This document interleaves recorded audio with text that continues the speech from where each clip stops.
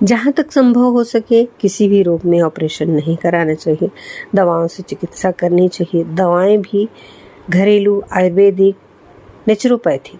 Operation द्वारा जब काम न चले तभी कराएं।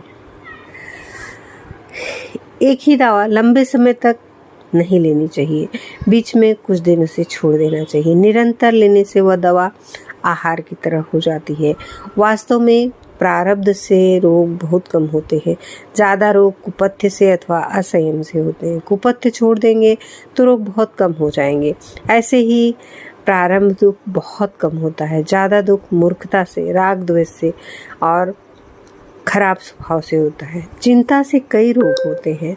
कोई रोग हो तो वह चिंता से बढ़ता है। चिंता न करने से रोग जल्दी ठीक होता है।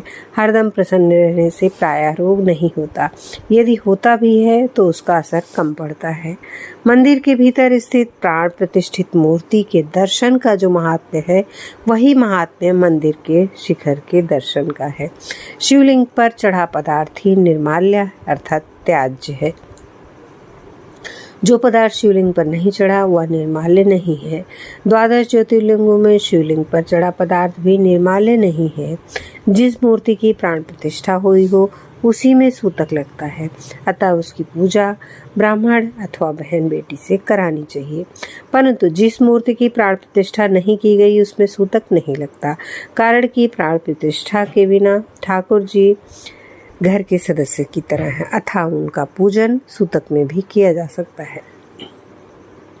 घर में जो मूर्ति हो उसका चित्र लेकर अपने पास रखें। कभी बाहर जाना पड़े तो उस चित्र की पूजा करें। किसी कारणवश मूर्ति खंडित हो जाए तो उस अवस्था में भी उस चित्र की पूजा करें। घर में रखी ठाकुर जी की मूर्ति में प्राण प्रतिष्ठा नहीं करानी चाहिए। किसी स्तोत्र का महात्म्य प्रत्येक बार पढ़ने की जरूरत नहीं, आरंभ और अंत में एक बार पढ़ लेना चाहिए। जहाँ तक शंख और घंटे की आवाज़ आती है वहाँ तक विरोगता, शांति और धार्मिक भाव फैलते हैं। कभी मन में अशांति, हलचल हो तो 15-20 मिनट बैठकर राम नाम का जप करो, हलचल मिट जाएगी। कोई आफत आ जाए तो 10-15 मिनट बैठकर नाम जप करो, प्रार्थना करो तो रक्षा हो जाएगी।